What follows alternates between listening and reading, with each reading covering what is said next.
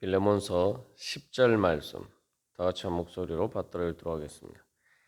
갇힌 중에서 낳은 아들 오네시모를 위하여 내게 간구하노라. 아멘.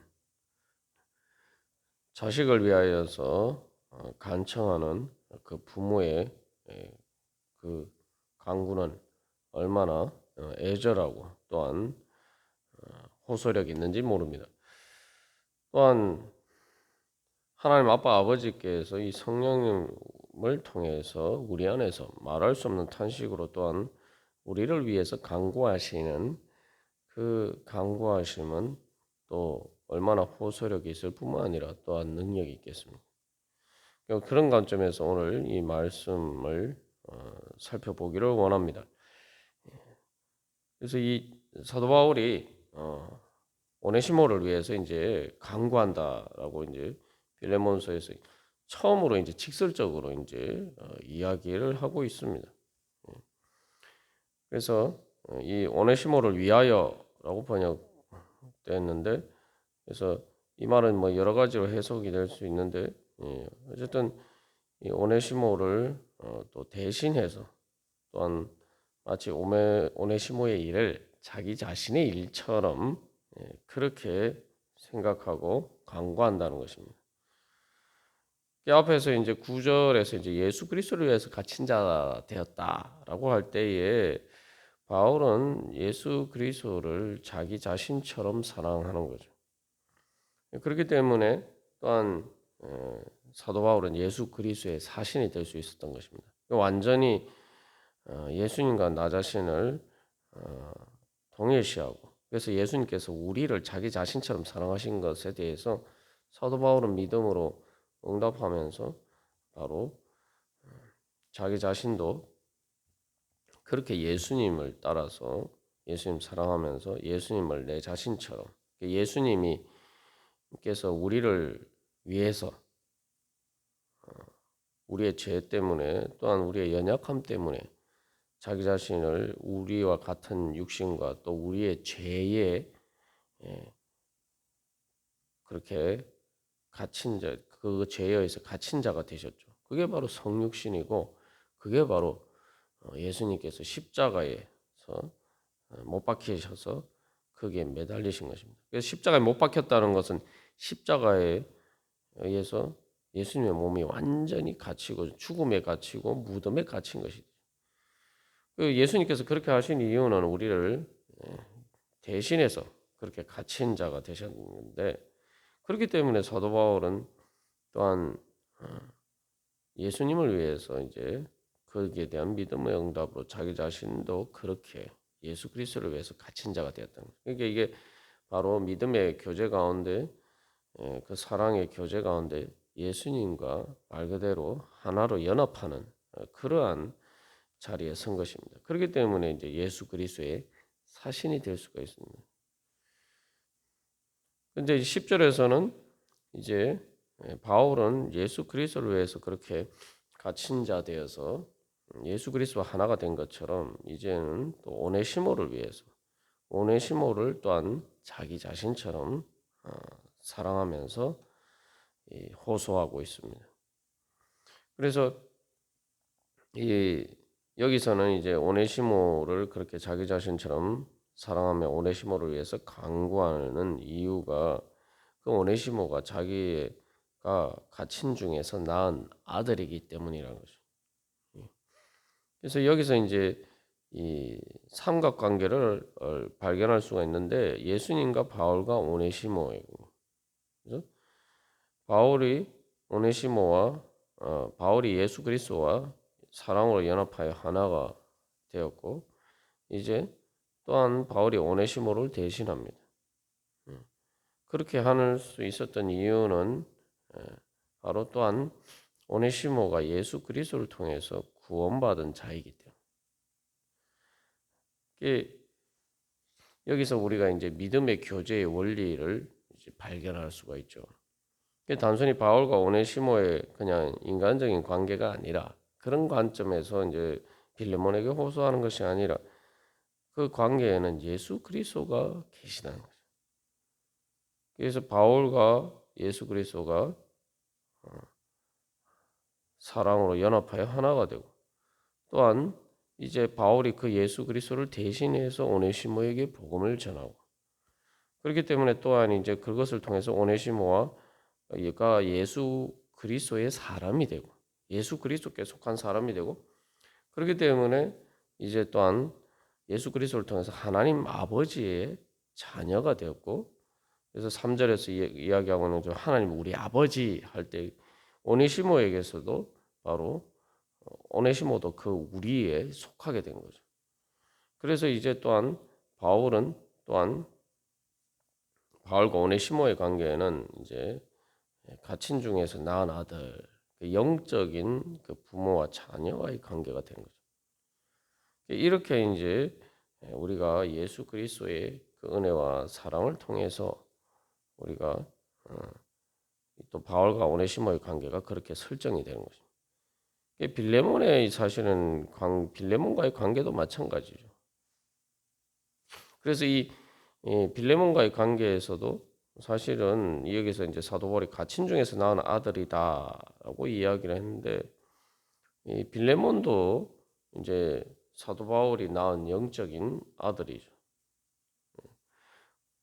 그러면은 결국 이 바울, 오네시모, 그다음에 예수 그리스도와의 이 삼각관계가 바울, 빌레몬, 예수 그리스도와의 그 사이에서도 똑같은 관계가 성립하는데, 이 관계가 이제 빌레몬과의 관계가 오네시모에게 이제 확장이 된 거죠. 그러면은 여기서 이제 바울과 오네시모와 빌레몬의 이 삼각관계가 이제 형성이 되고, 이제 그것이 예수 그리스도를 통해서 그 관계가 이제 형성이 되죠. 마치 이렇게 삼각형 두 개의 관계가 이제 결합을 해서 바울, 오네시모, 빌레몬의 삼각관계의 그 중심에 머리 대신 예수 그리스도를 놓으면 결국 이게 그 삼면체의 그러한 관계가 형성이 되는 것입니다.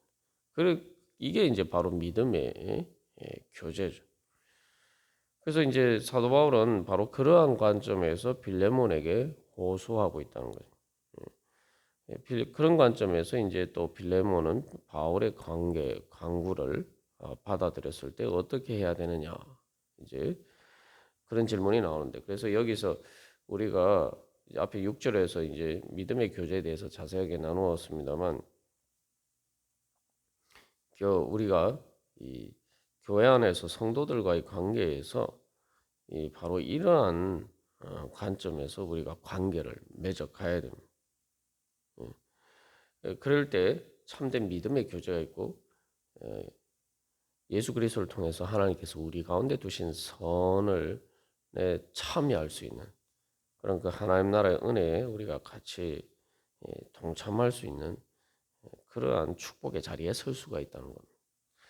그래서 우리가 이 성도들과의 관계에서 바로 그러한 예수 그리스도를 중심으로 한, 예수 그리스도를 머리로 한 그러한 삼면체의 그 관계 속에서 우리가 서로를 보느냐.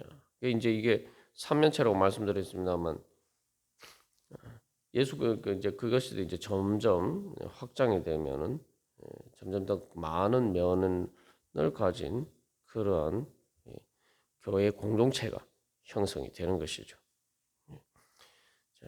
그래서 여기서 이제 사도 바울은 이 오네시모에 대해서 이야기할 때 자기가 낳은 아들이다라고 이야기를 하고 있습니다.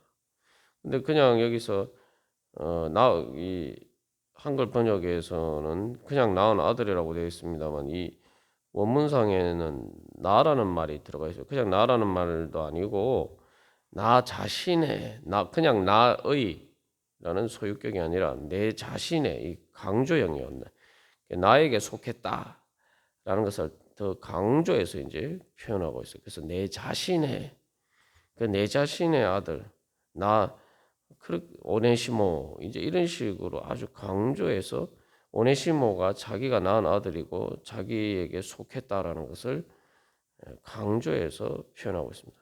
그리고 여기 아들이란 말도, 이 아들이란 말이 이제 뭐 히오스라는 단어도 있는데 여기는 테크논이라는 단어를 썼는데 테크논이라는 단어는 일반적으로 사도 바울이 자기가 전도한 그 디모데나 디도나 뭐 고린도 교인들이나 갈라디아 교인들이나 이런 성도들에 대해서 자기가 이제 전도를 한 성도들에 대해서 또 주로 이제 사용하는 용어입니다. 그래서 이 테크노는 이제 뭐 다른 곳에서는 아이더라, 이렇게도 이제 번역이 되기도 하는데, 그래서 약간 이제 그냥 아들이라는 의미보다 이 부모의 도움을 필요로 한, 부모의 아직 그 양육을 필요로 하는 그런 관점에서 이제 예, 사용될 사용되는 그러한 단어라고 볼 수도 있습니다. 여기서 중요한 건 사도 바울이 오네시모를 이 감옥에서 나왔다라고 이야기하는 거죠. 여기서 우리가 어제도 이제 나눈 것처럼 사도 바울이 감옥에서 갇혀 있었지만 그러나 예수 그리스도의 갇힌 자가 되었기 때문에 예수 그리스도 안에 있다는 거죠. 감옥 안에 있는 게 아니라 로마 제국의 그러한 권력에 의해서 감옥에 갇혀 있는 것이 아니라 예수 그리스도의 섭리와 의해서 그가 지금 감옥에 있기 때문에 그 어떤 것도 로마 제국의 권력도 예수 그리스도께서 사도 바울을 통해서 역사하시는 것을 결코 막을 수가 없다는 거예요. 그래서 사도 바울은 그 감옥에서도 오네시모를 하나님의 자녀로 거듭나게 하는 그러한 역사를 행할 수가 있었다는 거예요. 그래서 오네시모가 예수 그리스도를 믿고 그렇게 구원받았다는 것은 무슨 의미입니까? 죄와 사망의 권세에서 해방되었다는 거죠. 그러니까 사도 바울이 겉으로 보면 감옥에 갇혀 있는 거지만 오히려 그는 예수 그리스도 안에 있기 때문에 진정한 자유인이었기 때문에 감옥에서도 이제 죄와 사망의 권세에서 다른 사람을 해방시키는 그러한 능력이 그를 통해서 나타났던 거예요. 그것은 우리가 이제 구절 말씀을 통해서 자세하게 나눈 것처럼 사도 바울이 말 그대로 예수님과 연합하여서 하나가 되었기 때문에 예수님을 그렇게 자기가 예수 그리스도를 위해서 감옥에 갇히는 선택을 할 정도로 예수님을 사랑함으로써 예수님과 연합하여 하나가 되었기 때문에 이런 능력이 나타나는 거예요. 여기서도 우리가 한 가지 우리 자신에게 적용하고 또 우리가 하나님의 축복을 받기 위해서 해야 될 일이 뭐냐? 가장 본질적인 것은 내가 예수 그리스도의 몸이 되어야 됩니다. 내가 예수 그리스도의 몸이 되면 예수 그리스도의 능력이 나를 통해 나타나는 겁니다. 그 예수 그리스도의 몸이 어떻게 돼? 이미 예수를 믿었으면 다 뭐 우리가 예수 그리스도의 교회가 예수 그리스도의 몸이고 우리가 그 몸의 지체라고 하는데 중요한 거는 이 지체가 우리가 예수 그리스도의 몸의 지체라고 할 때 이 지체가 마비가 된 그런 지체면은 주님의 능력이 나타나지 않죠. 마비가 됐다는 게 뭡니까? 신경이 제대로 통하는. 주님께 철저하게 순종하는 만큼 하나님의 능력이 우리에게 나타나. 그러니까 몸의 지체가 뭐 당연하게 뭐 이 머리가 지시하는 대로 이렇게 당연히 몸이 움직이죠. 근데 병이 들면은 그렇지 못해요. 병이 든다는 건 뭡니까? 기본적으로 이제 머리와의 관계에서는 신경이 제대로 안 통하지 않고, 그다음에 혈류가 제대로 통하지 않고, 그러면은 이제 신경이 통하지 않은 마비가 되어서 사실은 몸의 지체라고 하지만 몸의 지체로서의 역할을 전혀 하지 못하고 그 다음에 피가 통하지 않으면은 실제로는 몸의 지체에 붙어 있지만 결국은 썩어서 떨어져 나가게 됩니다. 그래서 이게 우리가 그래서 또 병든 지체가 될 수도 있는데 그 자체에 병이 들 수도 있는데 우리가 이제 예수 그리스도의 몸의 지체로서의 그 은혜 가운데 예수 그리스도를 통해서 하나님께서 우리에게 베풀어 주신 그 은혜와 능력이 우리를 통해서 나타나기 위해서는 우리가 얼마나 예수 그리스도의 피, 그 보혈의 은혜 가운데로 그것을 통해서 공급함을 받고 그 예수 그리스도의 보혈의 은혜를 따라서 사느냐. 그거는 이제 사도 바울이 예수 그리스도를 위해서 갇힌 자가 된 것처럼 예수님이 나를 자기 자신처럼 사랑하신 것처럼 우리가 예수님을 내 자신처럼 그렇게 사랑해야 되는 거예요. 그렇게 내가 사랑하는 만큼 예수 그리스도의 그 보혈의 은혜가 십자가 보혈의 은혜가 우리 가운데 흐르게 돼요. 그리고 또한 신경이 통하는 것처럼 내가 예수님 머리 대신 예수님의 또 성령님의 인도하심에 마치 신경을 통해서 몸이 머리의 지시에 따라 자연스럽게 움직이는 것처럼 내가 그렇게 주님께 순종하는 만큼 주님의 능력이 나를 통해서 나타나는 거예요. 그래야지 이제 우리가 이제 구절에서 나오는 것처럼 사도 바울이 그렇게 예수님을 위해서 정말 예수님 사랑하기 때문에 자기 목숨까지 바칠 수 있는 그러한 사랑의 선택을 스스로 기뻐하면서 할 수 했기 때문에 그 예수 그리스도의 능력이 바울을 통해서 나타난 거죠. 그런데 그 능력은 정말 놀라운 능력입니다. 갇힌 중에서도 죄와 사망의 권세에서 사람을 해방시키는 일을 할 수가 있다는 거죠. 그래서 여기서 우리가 또 한 가지 깨달아 알아야 될 중요한 경우는 예수 그리스도의 그 역사는 성령의 역사는 인간의 어떤 조건에도 구애받고 그것에 의해서 구속되거나 제한되지 않는다는 거예요. 그게 바로 성령의 역사입니다. 성령의 역사는 말 그대로 죄와 사망의 권세를 이기시는 말 그대로 성령 하나님의 능력이기 때문에 그 어떤 것도 하나님을 제한할 수가 없어요. 하나님의 능력과 역사를 제한할 수 있는 것은 없습니다. 그러니까 우리가 기도할 때도 마찬가지고 또 주님의 뜻을 따라서 주님의 일을 할 때도 마찬가지고 늘 기억해야 될 것은 하나님의 역사를 제한할 수 있는 어떤 인간적인 조건도 없다. 그게 바로 부활 아닙니까? 인간의 여러 가지 인간을 제약할 수 있는 조건 중에서 가장 큰 제약 조건이 뭡니까? 죽을 육신이 죽음입니다. 그런데 주님께서는 바로 그 조건조차도 초월하시는 것이 예수 그리스도의 부활의 능력입니다. 그렇기 때문에 그 예수 그리스도를 죽은 자 가운데서 다시 살리신 하나님의 영, 그 성령의 역사는 결코 인간의 어떤 조건에 의해서 제한당하지 않습니다. 여기서 우리가 그래서 또 기도하는 가운데 믿음과 인내로 특별히 하나님의 뜻을 따라서 또 영혼 구원을 위해서 우리가 중보기도할 때 늘 기억해야 될 것은 바로 그것입니다. 그래서 어떤 인간적인 조건 때문에 우리가 실망하거나 또 좌절하거나 또한 그것 때문에 포기할 이유가 하나도 없는 거예요. 왜냐하면 하나님은 그 모든 것을 초월하시는 분이고 우리가 사도 바울처럼 온전히 주님과 사랑으로 연합해서 그 사랑의 메인자로서 그렇게 우리가 또한 주님을 대신해서 예수 그리스도의 몸의 지체로서 그렇게 또한 이 바울이 예수 그리스도를 대신해서 예수 그리스도의 사절로서 또 오네시모를 위해서 간구하는 것처럼 그렇게 우리가 기도하고 또한 주님을 따라서 힘쓰고 애쓰고 또한 사랑할 때 하나님께서 그것을 통해서 바로 모든 인간의 제약 조건을 넘어서 죄와 사망의 권세를 이기시는 그런 하나님의 능력을 나타내신다는 겁니다. 그러니까 우리가 이제 예수를 믿는 거죠. 내 인간의 한계를 넘어서는 하나님의 능력, 성령의 능력, 그걸 믿기 때문에 우리가 예수를 믿는 거예요. 예수님을 믿는다는 믿음 안에는 그 믿음이 포함이 되어 있는 거죠, 그죠? 그렇기 때문에